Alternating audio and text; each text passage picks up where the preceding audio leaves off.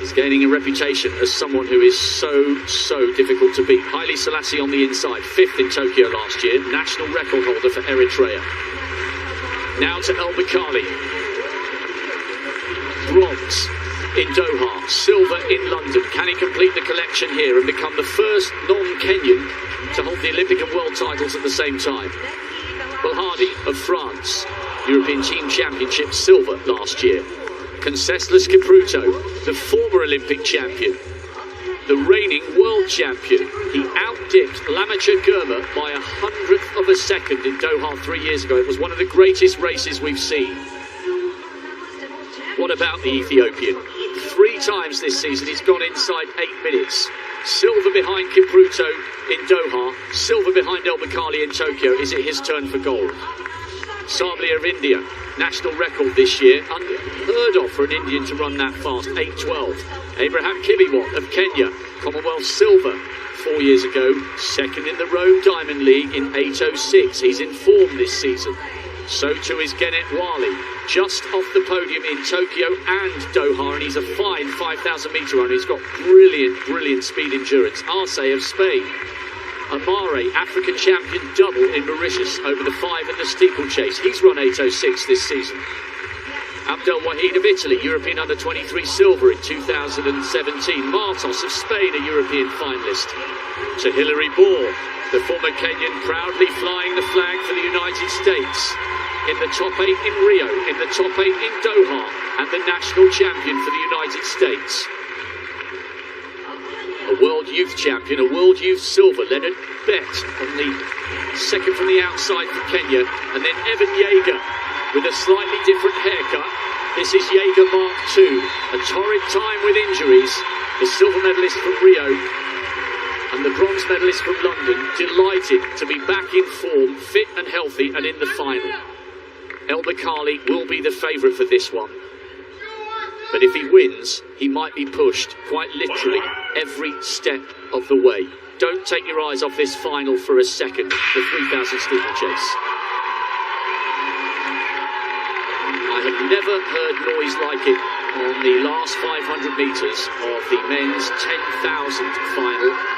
This is a crowd that absolutely loves its distance running, and they will be enthralled here, not specifically about Hilary Bohr, but because they know, Gail Devers, in this race, we are watching the best of the best of the best. The reigning Olympic champion, the former Olympic champion, the man who's finished 2nd on both occasions. Cameraman stuck out on the track there, now just getting out the way. That's why the field split, but he now moves back on the inside, and he won't be making that mistake when they come round at the next time of asking. No, Germa has a 2 silver, so I think that's his motivation to stay. I got to get up there because the last 500 meters I've got to be in contention. And then Wale has that flat speed, so we'll see what happens coming around.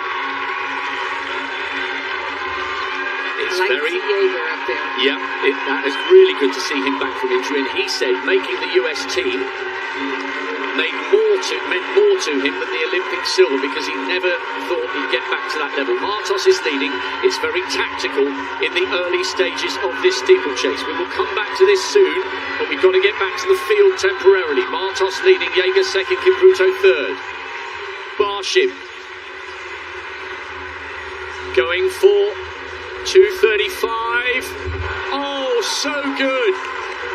It is going to take something phenomenal to stop him securing a hat-trick of high jump titles. First time clearances at 24, 27, 30, 33 and 35. He's miles in front at the moment, the first man over. This is what I love about athletic scale. We have to keep dipping in and out here and there. Everywhere you look, we are watching the very, very best in the world at the peak of their powers. Now this race is beginning to play into the hands of SOUFIANE El BAKKALI. The tall figure from Morocco is the Olympic champion, and he has run an eye-watering 3:31 for the 1,500 metres. You can pour it on from the start and he'll live with the pace. You can go slow and he will be the one to wind it up over the last 2 laps. Everyone who's anyone is right there tracking Martos as Wale just runs wide on the outside, not to take the lead, but just so that he got a clean look at the water jump.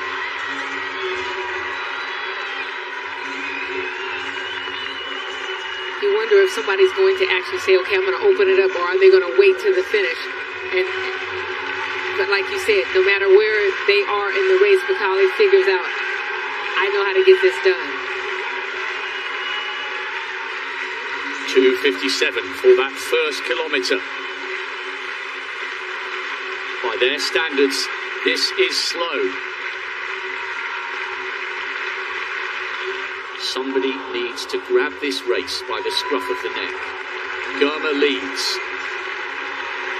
He has been so close to tasting glory on so many occasions, but now Conseslus Kipruto comes to the front. This is a guy who's won it all, a world youth champion, a world junior champion. He's the reigning world champion and won the first of his 2 world titles in London 5 years ago. Car crash at the end of 2018. He's had all sorts going on in his life off the track, but he looks like he's approaching his best form, tucked in on the inside. He looked really comfortable. He was exchanging words in Swahili with Hilary Ball at the end of the semi-finals, or heats, or whatever you want to call them, and they're talking to each other again now on the inside behind Lamic and Girma. And still no move from SOUFIANE Bakkali, who is buried in the middle of the pack, as Baladi of France now comes up to try and turn this into a bit of an honest pace. And Conseslus Kipruto has gone to the front, but he hasn't gone to the front to turn it on. He's just making sure he gets a clean look at the barrier. And the longer it stays like this, the likelier it is that we're going to see a massive burn-up from Bakkali, who is just in the middle of the pack to the left of Evan Jager. It's very tight. That last 500 meters when we get there is going to be something epic. Kipruto is still in the front. Girma's coming back. Wale's deciding that he's going to take it. Kipruto's in the front so he can stay clear of the water jump. Exchanging a bit of words with Boer. And here comes Martos on the outside. They're pushing and shoving, a little bit of elbowing. Coming round now with 3 laps to go.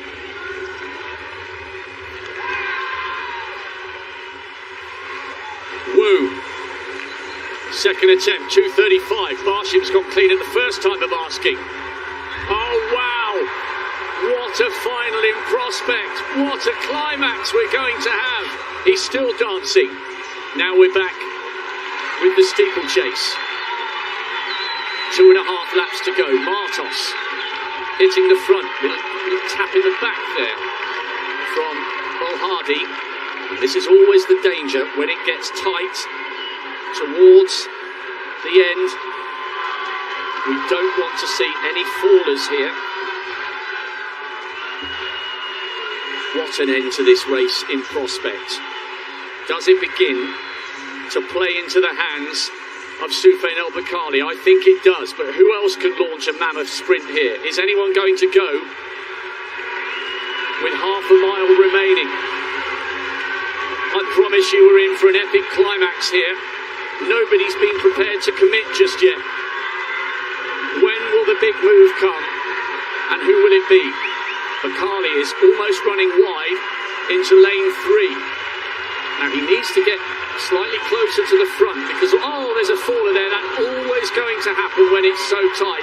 Bakkali needs to pay close attention here because if somebody suddenly bursts, they get the edge.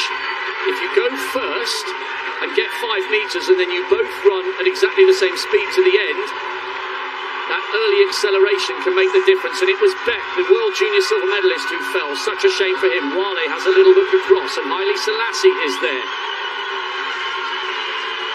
Kipruto and Boer keep nudging at each other. Haile Selassie leading. Now SOUFIANE Bakkali coming up towards the shoulder of Conseslus Kipruto, who is the reigning champion. They take the bell in the final of the men's 3,000 metre steeplechase. It's been ever so cagey all the way through. Wale and Amare. No move yet from Germa. The two outstanding performers this season have a little bit to do. What a story this will be for Haile Selassie. He was 5th in Tokyo. Amare trying to come through on the inside, and he manages it somehow. Wale leads. Concessus Kipruto coming up on the outside. And another faller. It was Mare that fell. Germa coming up onto El Bakkali's shoulder. But El Bakkali floats across the front. Now comes the acceleration. Kipruto is the defending champion. Germa, silver in Doha, silver in Tokyo. Can he somehow wrestle the gold away from Bakkali? No, he can't. El Bakkali becomes the first non-Kenyan to hold the world title as well as the Olympic title. And the silver goes to Germa once again. And Concessus Kipruto makes it yet another medal. Coming back to form, he's on the podium with the bronze, but that race played into the hands of the Moroccan. The longer they left it, the better his chances of burning them up, and he did so, and in the end, he had room to spare. What a victory, and what a performance from SOUFIANE El Bakkali. The winning habit from Tokyo has followed him here to Eugene.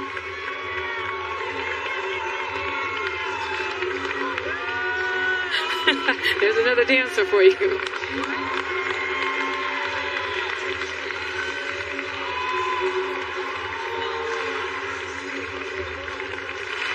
How do you beat a man who can run 3:31 for 1,500 metres with a beautiful hurdling technique?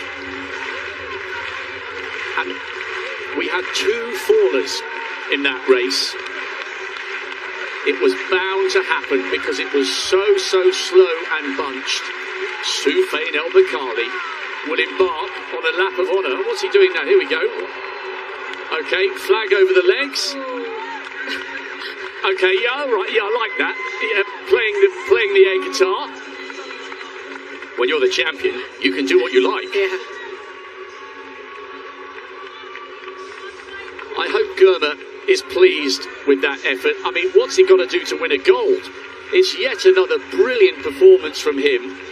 But you get the feeling with him, he's got to go early.